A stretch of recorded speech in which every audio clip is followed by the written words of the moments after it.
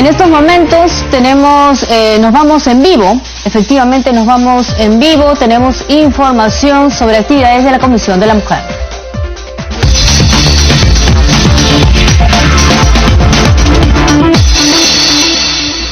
En estos momentos, justamente en la sala Fabiola Salazar del edificio Víctor Raúl, la congresista Tania Pariona, presidenta de la Comisión de la Mujer, encabeza esta mesa de trabajo titulada Lineamientos para la prevención y atención del hostigamiento y acoso sexual en el Congreso de la República.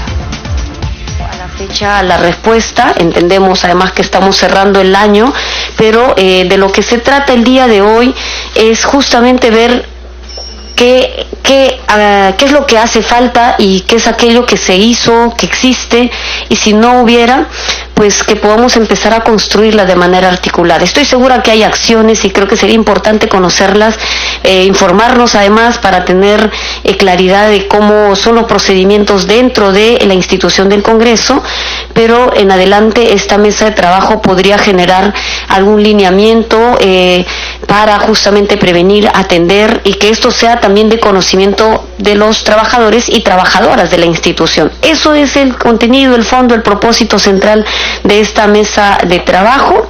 Así que sin más premisas, yo ya daría inicio de esta mesa de trabajo, no sin antes también saludando la presencia del representante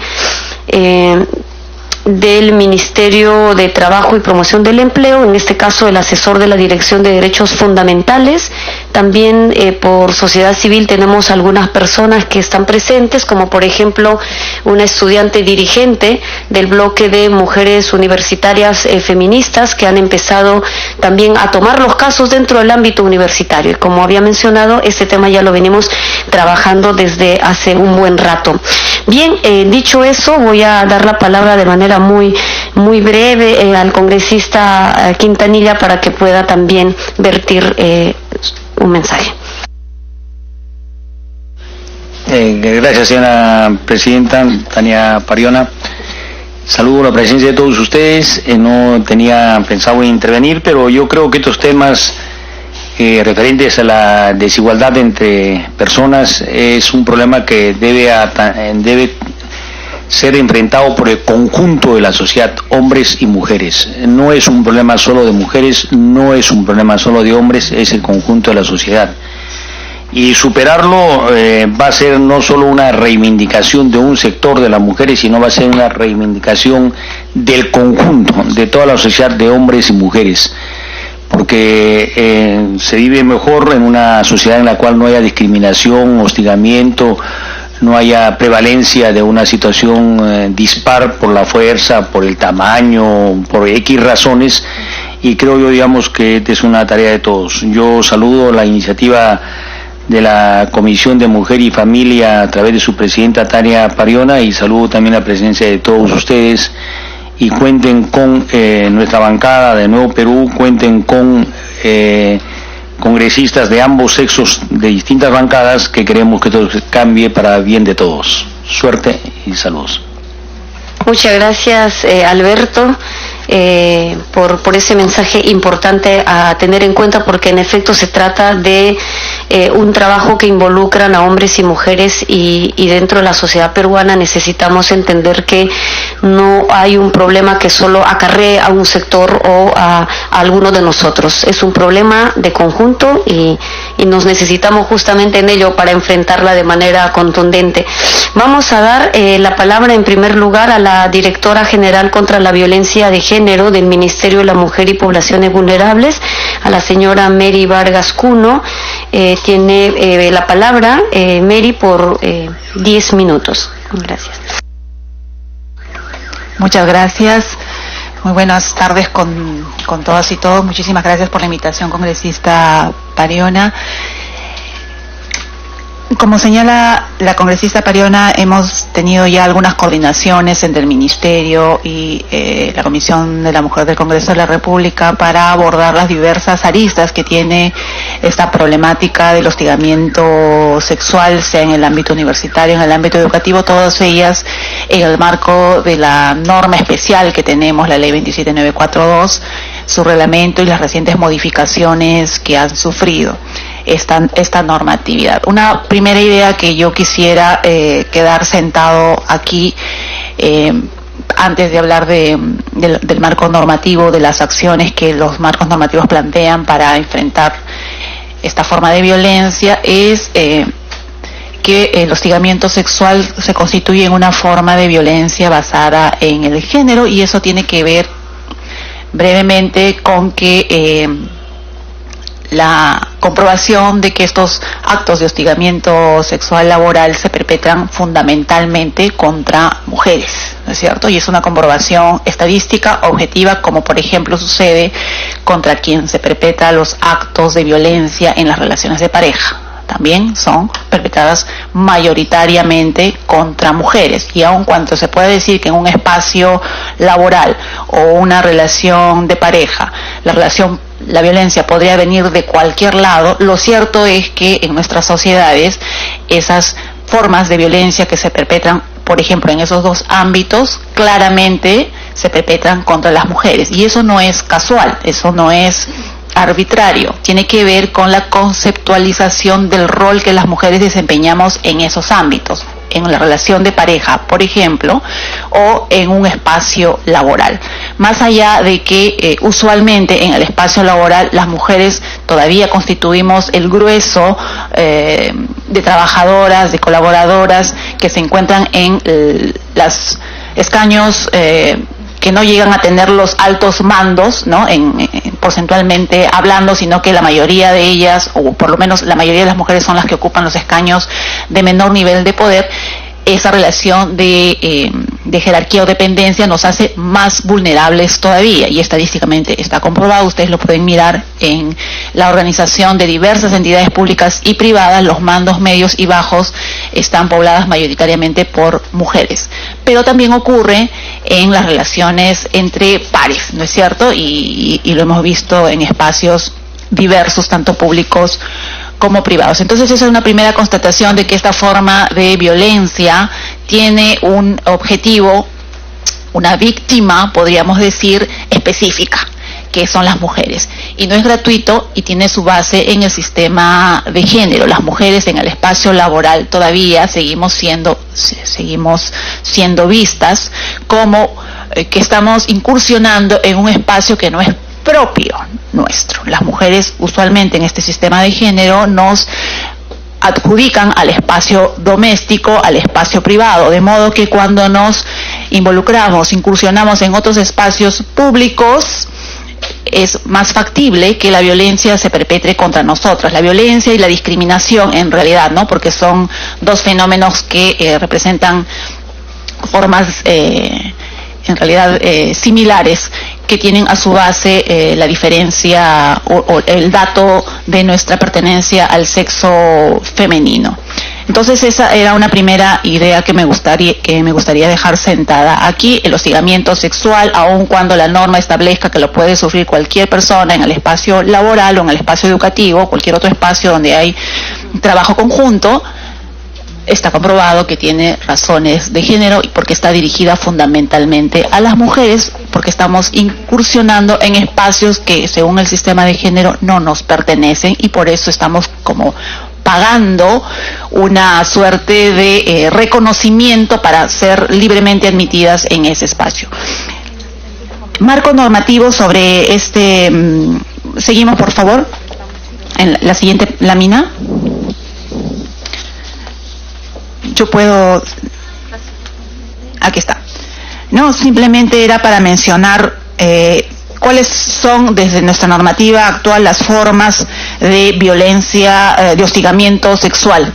Y nos quedamos seguramente cortos porque la tecnología, etcétera, hace que las formas de hostigamiento y de violencia en general se puedan perpetrar de maneras que no necesariamente conocemos en el momento en que se regulan y se hacen las normas, ¿no? Una primera, por ejemplo, tiene que ver con la promesa implícita o expresa a la víctima de un trato preferente o beneficioso respecto a su situación actual o futura a cambio de favores sexuales. Obviamente eso está enmarcado en una situación de jerarquía donde hay alguien que puede tomar decisiones en beneficio o en contra de la persona que está siendo hostigada. Amenazas mediante las cuales se exige en forma implícita o explícita una conducta no deseada por la víctima que atente o agravie su dignidad.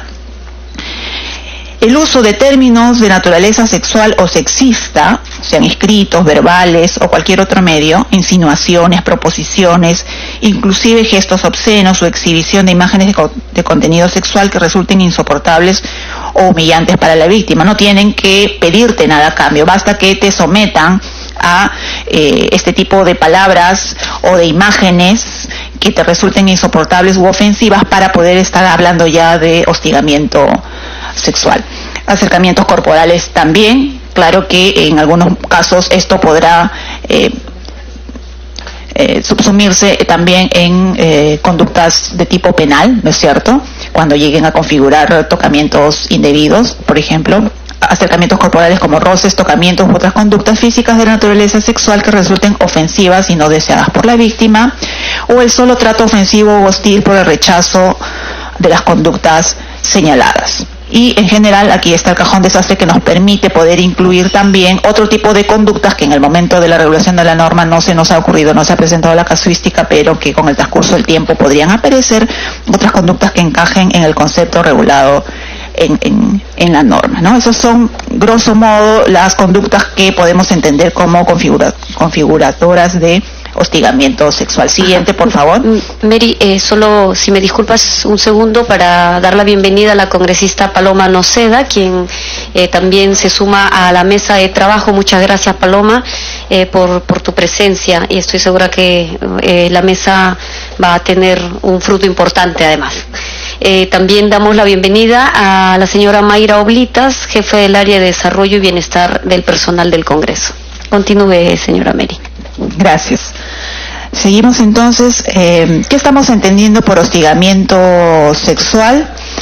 El hostigamiento sexual típico o chantaje sexual consiste en la conducta física o verbal reiterada de naturaleza. Bueno, lo de reiterada ya no es, lo habíamos sacado de la norma previa a la modificación. De naturaleza sexual, no deseada o rechazada, lo de rechazada tampoco ya no es un requisito. Es importante porque este enunciado ha sido modificado de manera importante. Ya no se pide reiteración, ya no se pide el rechazo expreso de la conducta de hostigamiento. La puede realizar una o más personas que se aprovechan de una situación, de una posición de autoridad o jerarquía o cualquier otra situación ventajosa. Esa situación de superioridad no tiene que ser o formal, también puede ser una de facto, ¿no?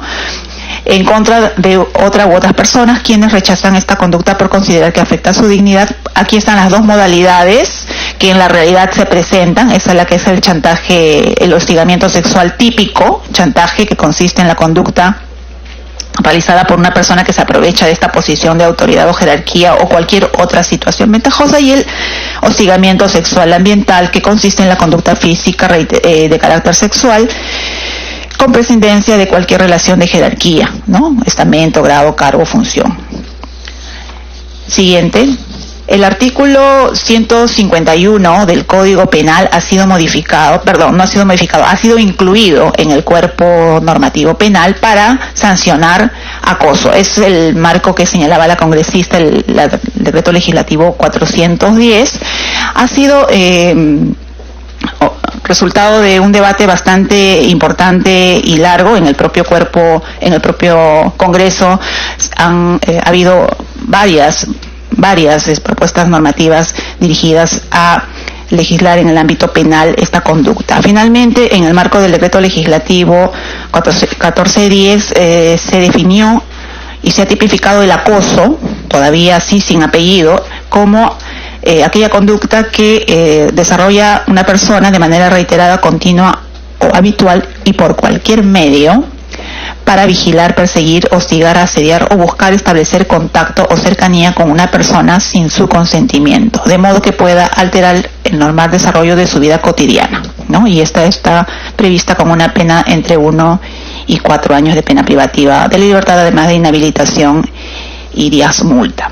si ustedes se dan cuenta, lo que recoge esta conducta es no necesariamente el acoso que se da en un espacio donde hay interacción continua de personas, ¿no? Sino aquella que se puede dar en un espacio como el espacio público, ¿no? Aquí el requisito para que sea considerado un delito es que llegue a alterar el normal desarrollo de la vida cotidiana. Sabemos que probablemente la persecución, el hostigamiento, la vigilancia llega a alterar la forma en que las personas organizamos nuestra vida, modificamos las rutas por donde nos trasladamos, por ejemplo, ¿no es cierto? Entonces, para responder a esa realidad donde no necesariamente hay interacción continua entre el hostigado y la persona hostigada, es que se ha previsto esta forma de este delito, y no tiene contenido sexual necesariamente, como sí se ha previsto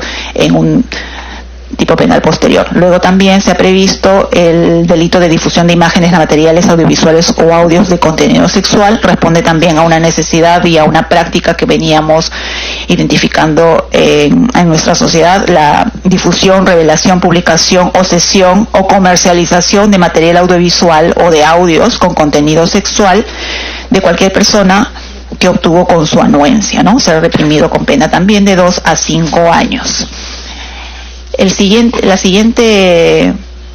tipo penal que se ha previsto en el decreto legislativo sí es ya el acoso de contenido sexual, y está en el capítulo de delitos contra la libertad sexual. Y se trata de sancionar a quien de cualquier forma vigila, persigue, hostiga, asedia o busca establecer contacto o cercanía con una persona sin consentimiento de ésta para llevar a cabo actos de connotación sexual, ¿no? Ese es el añadido respecto del artículo 151 B que habíamos planteado primero.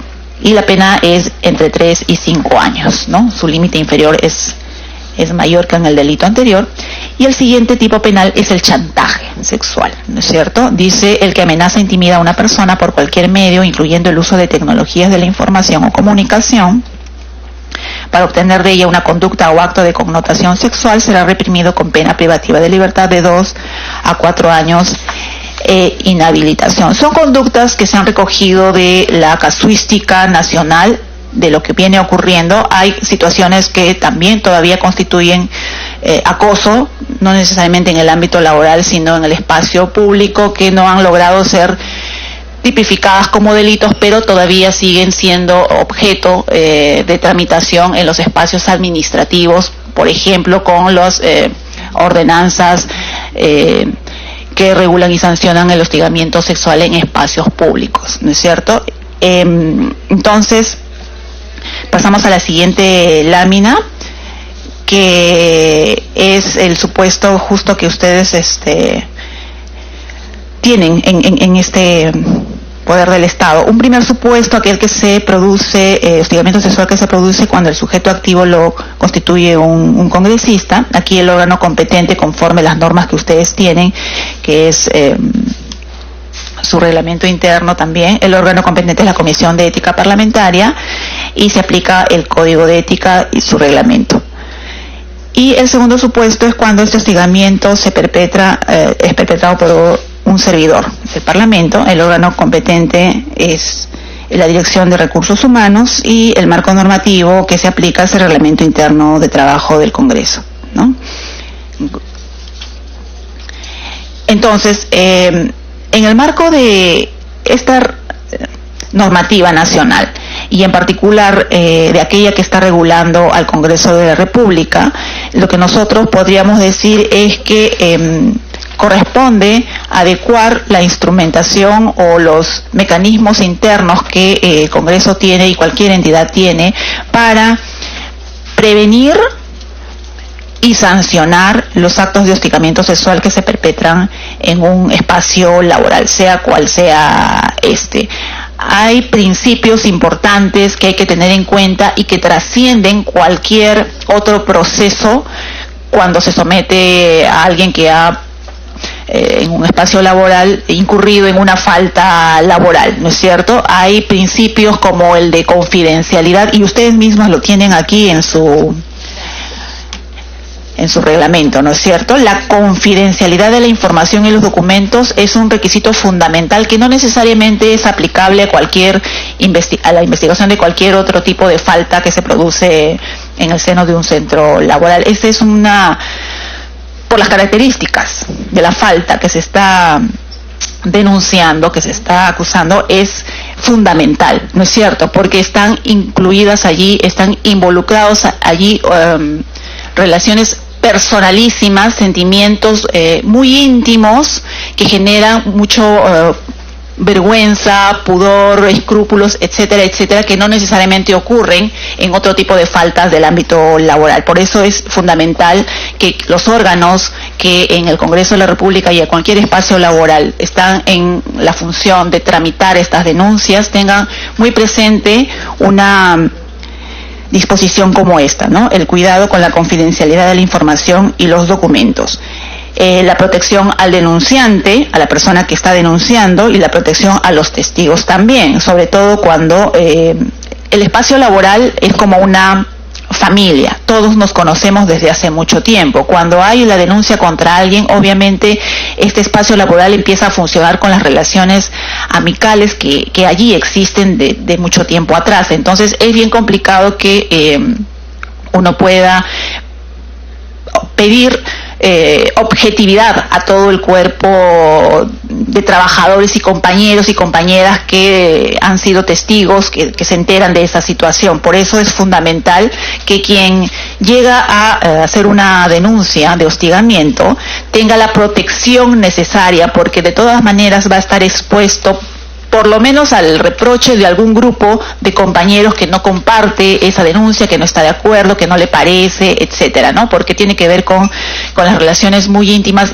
las interacciones personales que en el espacio laboral se dan, y siempre van a haber opiniones. Difícilmente el compañero o la compañera, quien haya sido testigo o haya podido estar involucrado de alguna manera, de manera directa o indirecta, con la situación de acoso, va a tener una opinión y va a tener una posición, ¿no?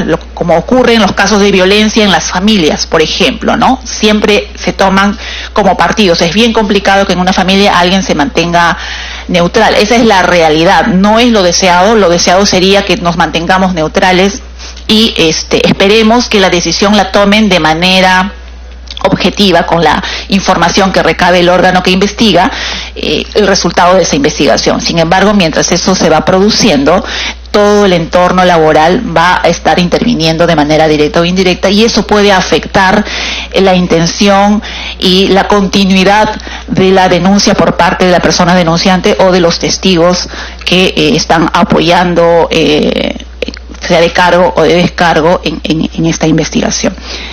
La máxima objetividad en la calificación de la falta y apreciación de las pruebas, y aquí tiene que ver el enfoque, ¿no es cierto? No se trata de cualquier falta laboral, se trata de una denuncia que a la base tiene una discriminación por razones de género, y tenemos que ser muy objetivos a la hora de pedir conductas en las personas por el hecho de ser mujeres o de ser hombres. Estamos muy habituados, nuestra sociedad es así, a que se toleren determinadas conductas en los espacios laborales que se perpetran contra las mujeres, ¿no? Por la imagen que las mujeres en una sociedad machista como la nuestra podemos tolerar como sociedad. Y entonces los acercamientos y todas estas conductas que ahora están definidas como hostigamiento han sido por mucho tiempo normalizadas y consideradas que no tienen la relevancia que para la persona afectada sí la tienen, porque llegan a afectar su vida, ¿no es cierto? Llega a obligarla a tomar decisiones de cambio de rutinas, cambio de actitudes, incluso en el rendimiento de su trabajo, que no necesariamente es considerado visible ni importante por el resto del personal que rodea a esta persona hostigada. Es importante que quien investiga y quien recaba pruebas trate de liberarse de esa manera de pensar desde hace mucho tiempo, donde se toleran este tipo de cosas y se normalizan, ¿no? Y aplicar los criterios de razonabilidad, proporcionalidad, reincidencia, intensidad del daño, etcétera, cosas que ustedes ya lo han previsto, pero que es importante hacerlos efectivos con, por ejemplo, un entendimiento de que esta es una forma de violencia basada en género que genera mucha posibilidad de retractación, de no denunciar, porque hay mucho que perder cuando uno se atreve a hacer una denuncia por hostigamiento en un espacio laboral, como hay mucho que perder también cuando uno hace una denuncia en el espacio familiar. Entonces, para que esa denuncia no signifique finalmente un ámbito de impunidad donde sabemos que si me atrevo a denunciar va a ser súper complicado y al final quizás no logre el objetivo, que es dejar que me violenten, dejar que me hostiguen, se va a naturalizar y entonces se va a entender que esas conductas son toleradas y se van a seguir perpetrando, ¿no? Ese es el efecto secundario amplio que cuando no se llega a procesar de manera adecuada una denuncia de hostigamiento sexual, la sensación de impunidad que queda en el resto del personal. Bien, eso era lo que quería señalar. Muchísimas gracias. Muchas gracias a la señora Mary Vargas por los alcances vertidos. Ahora seguidamente vamos a dar pase a Saulo Galicia Vidal, asesor de la Dirección de Derechos Fundamentales del Ministerio del Trabajo. Hace no más tal vez de 2 meses lanzaron una línea, ¿verdad?, de una línea gratuita, abierta, justamente para denunciar casos de acoso laboral. Al respecto seguro nos va a detallar con mayores elementos, así que le damos la palabra, señor Saulo.